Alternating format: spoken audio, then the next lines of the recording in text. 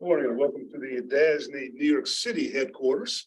I'm glad to see everybody here today. And today we have our first meeting of the Office of Campus Management Public Policy Committee. Really designed by statute to make sure that in addition to the various boards who are approving documents, that this small group of public policy committee members make sure that we're not violating any concerns that OCM or CCB might have relates to the financing and funding. So we have a fairly simple and straightforward agenda. I will, after we do opening remarks and have the members present, I'll give you a little bit of an overview of the purpose from the fund perspective. We have Mr. Thompson here, who's representing the fund, so he'll be here to answer any questions that we have. And then we can talk and answer any questions we have in public. And negotiation of the LPA itself, we'll discuss that contract in executive session. That's the contract is still being negotiated as we speak. Any other opening remarks? All right, so again, with me, we've got Tremaine Wright, who's the chair of the Campus Control Board, Chris Alexander, who's the CEO of the Office of Campus Management, and myself, President and CEO of DASNY, as well as a member of the Office of Campus Management, Campus Control Board. We also have with us Linda Baldwin, General Counsel, OCM, and Stanley De La Cruz, Chief Executive Operations. Mentioned Bill. We also have Ricardo Salomon and Nadine Fontaine. Nadine is our General Counsel, and Ricardo is our Deputy General Counsel, who primarily worked on the LPA. So that's the move.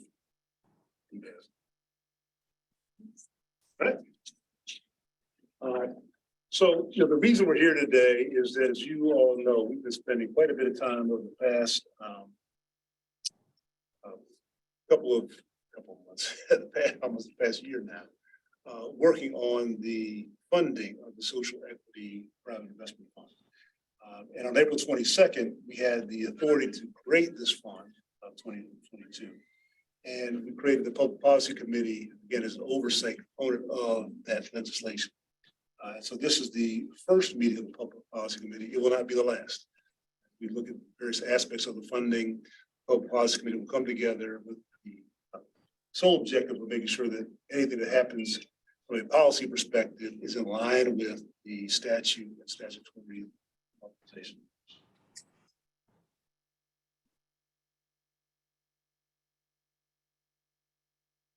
What brings us here today specifically is over the past 8 months or so, we've been working very hard on this fund. We hired through public procurement, Bill Thompson's firm, to work on and manage the fund. We've all been through that process, and they have been in the process of looking to raise capital in the capital markets. A couple things have happened I think are important contextually. One is the capital markets generally have changed over the past 12 months significantly. Interest rates have gone from 2% on the short end to 5.5% on the short end, and from 1.5 on the long end of that to 3.5 for now. The Treasury has met, or the Fed has met several times to increase rate hikes. We've had 8 rate hikes, Bill, since we started the process.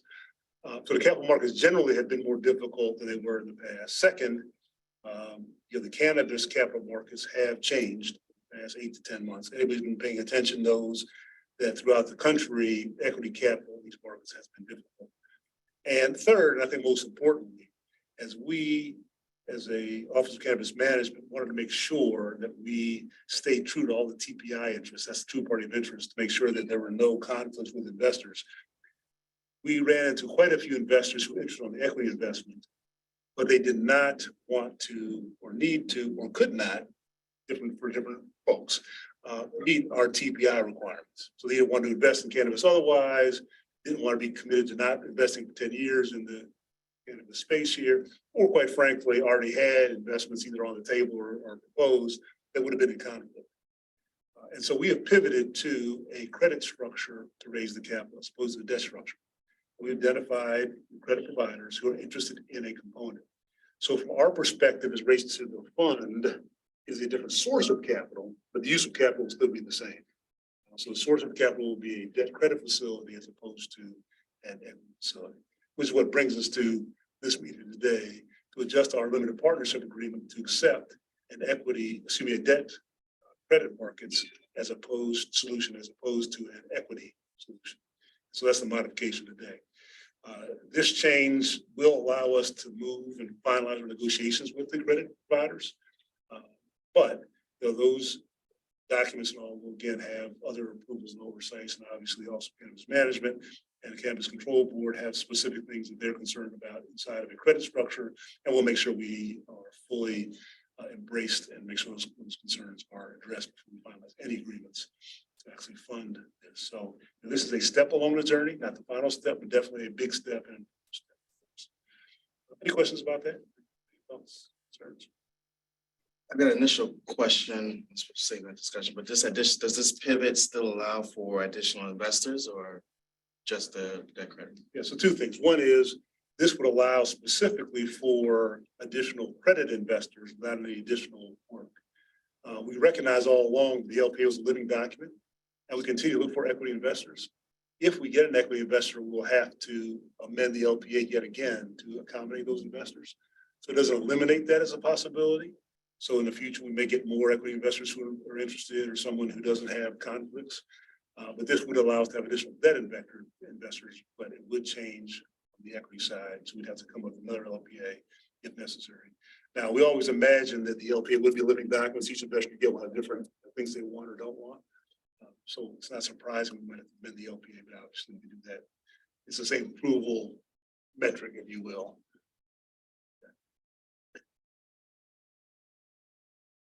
Questions? Any thoughts or? No, I appreciate the clarity on the pivot. I think one, we gotta obviously focus again these resources out to support these licensees. So however that comes, I think one thought in my mind just is continue. Are we going to change the structure again? Do we anticipate additional changes to the approach as we're experiencing now? And that's why I was asking that question. And I think there's two things. One is from an investor perspective, we have a clear path on how we're trying to get to the end of the day here. Focus very hard. On the other side, that is the implementation and rollout of the funding. And so we've had some concerns about costs of these facilities. I think two things there I just want to highlight. One is comparing the cost that we are proposing to card licensees and the cost that might get from the general contractors, comparing apples and oranges. So we're providing not only the structural build out, we're also providing ATMs, point of sale systems, computer systems, furniture, equipment, things that would not necessarily be in a construction cost. So we want to make sure that all that's clarified. The second is when we estimate the cost to our licensees, we want to give them the highest cost it could be. It's always easier to start with high and come down as opposed to the other way. But we are actively working on getting those costs down. So we're doing things like saying, let's go in the building, see if there are things we can utilize, making sure from a cost of cabinetry and other things, we're getting good bids. And then we're asking our DB firms to bid out the construction side to at least 2, if not 3 different contractors. So there's some competition in the actual build out piece as well. We've had, I don't want to talk about specific sites, we've had 3 sites now, got to go through this work order process. They've all come down in cost. One came down 100,000, one came down almost 400,000. And went through this process. In the initial estimates that are being provided to licensees, they're getting that high quote number. What are the updates? What kind of how have you been able to provide those updates to the licensees as those costs come down, as they choose different fittings that are maybe more affordable than others? Like, are you engaging with them at that level so the adjustments are happening in real time and they're aware? We are literally having real-time conversations with the licensees as we start moving on the path. So as licensees get matched to a location, we're asking them a couple of things. One is for design perspective, just kind of the general things, color, logos, kind of things you'd expect, right? So we have some folks who really want more of what I call a neon kind of design. Others want more of a utilitarian design. We're working on that.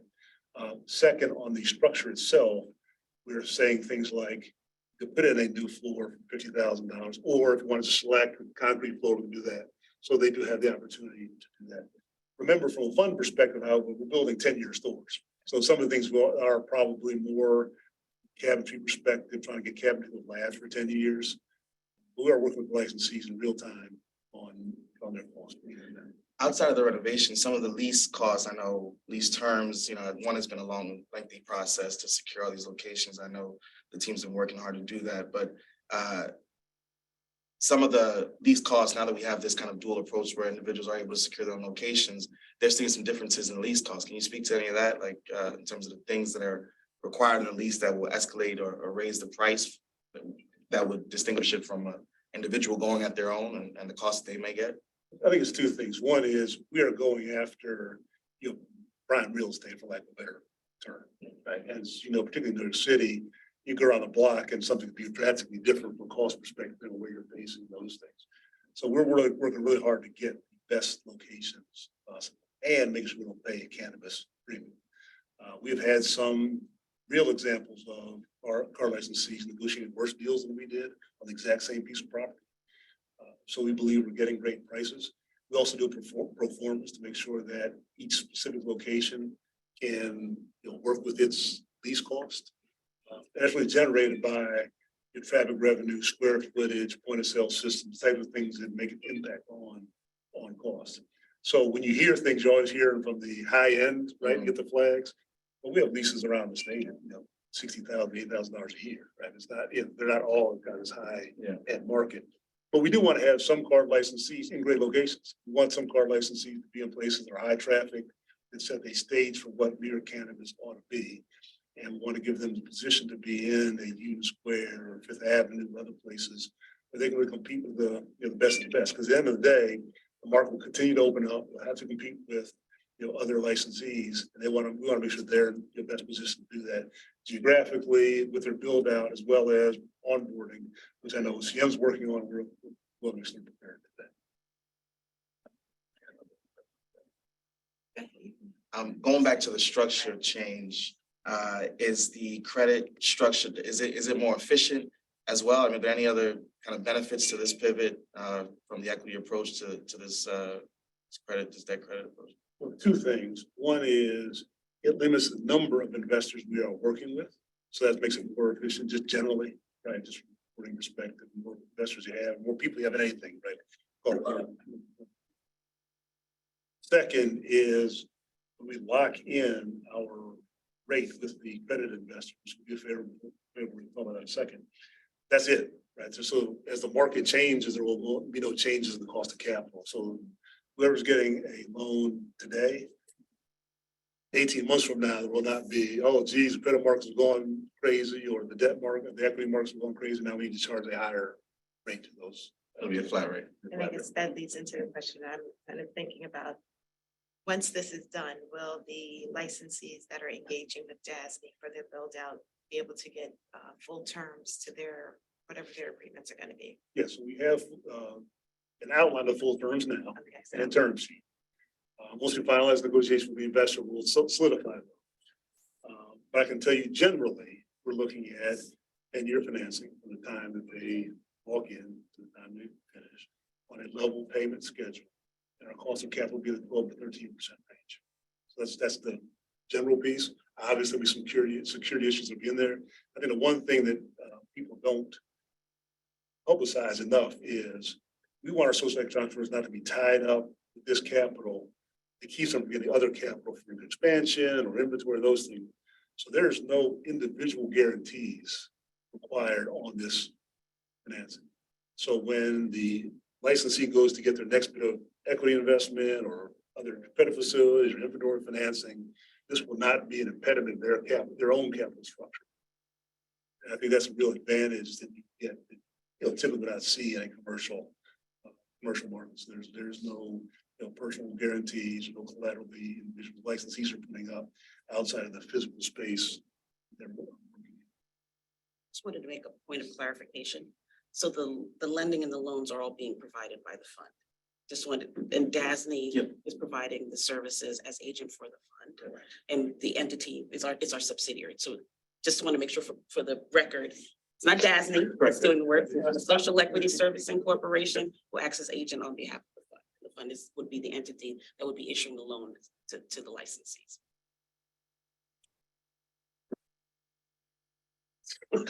Just one point of clarification. We're on the record.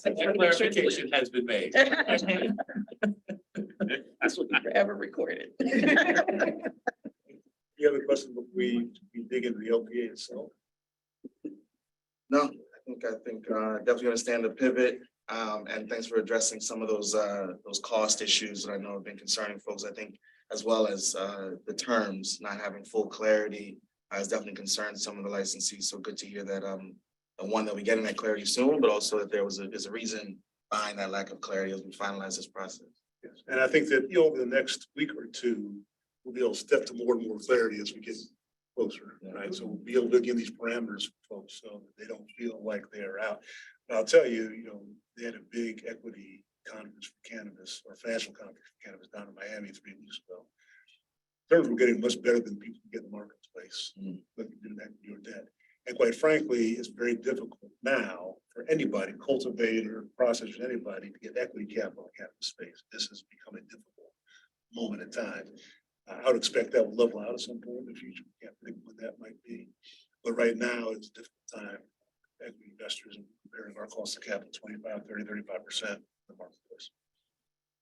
I think that was one of the assumptions that people did not bake into this process. They did not think that our state financing agency would be faced with the same challenges that every other cannabis entrepreneur has. So thank you for sharing that.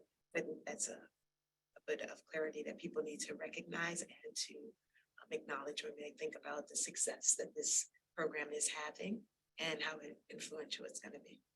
Yeah, I agree with that, Tremaine. I also think it's important to note that as we are going through this process, we're also signing leases and getting work orders out and getting things moving forward.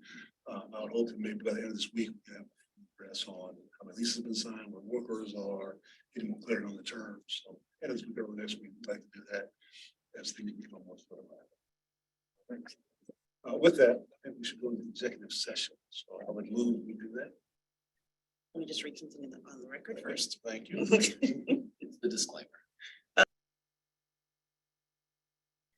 So pursuant to Open Meeting Law, Section 105, we'll now move into executive session to consider discussions of proposed or pending or current litigation. I didn't finish.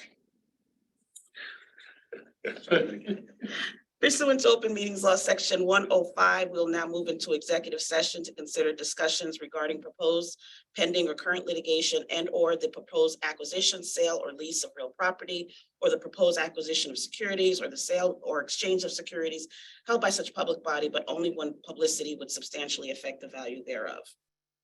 Thank you. All right, Deb. Stop.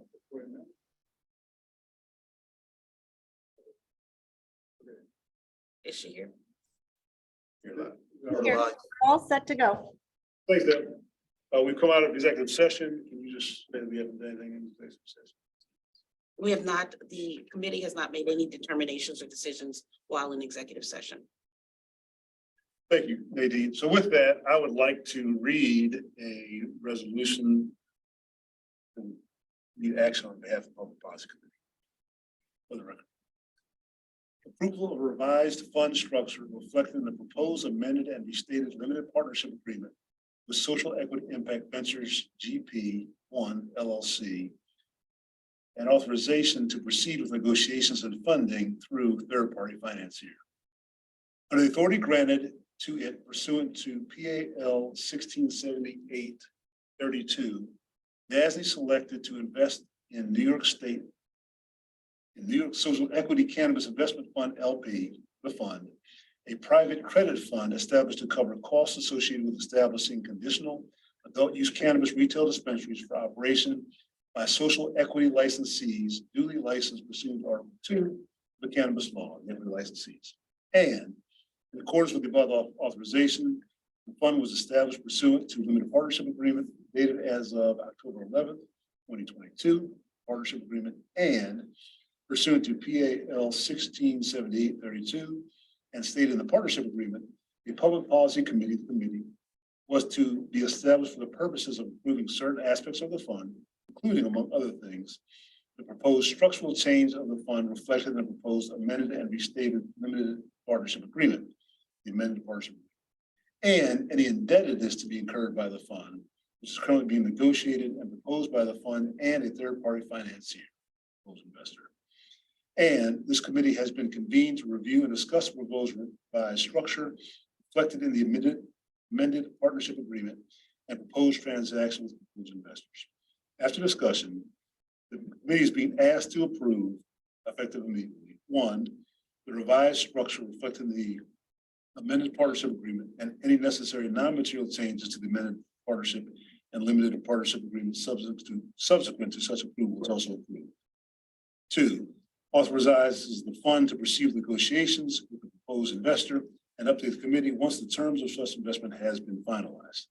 I will just let you know that the DASNY board has approved the amended and restated limited partnership agreement, and the division budget has also sent a resolution approving the amended partnership agreement, subject to the minor non-material changes as we discussed. Any additional discussion about this item? None. I know I've been acting as the chair of this, but I'm not. But anybody who has, I would make a motion that we approve it. I move that we approve. So, All in favor? Any opposed? Great. Motion carries. Thank you all very much for this. It was a great moment in this, this fun. Want to talk a little bit about next meetings, kind of the public partnership committee generally. Once we have negotiated these terms and have terms, we'll need another meeting of the BBC to review them. Do that ad hoc as soon as practical. And then second, I think that meeting quarterly to update unless we're needed otherwise makes sense. But if you guys have another, I agree. That sounds good to me. so we'll put together a quarterly schedule and just send it out to everybody so we have it. Can put the dates on our calendar. And again, we'll have some special meetings as needed. Sounds good. Anything else we need to discuss? Thank you. Move adjournment. Thanks, everybody. Appreciate it. Thank you, Deb.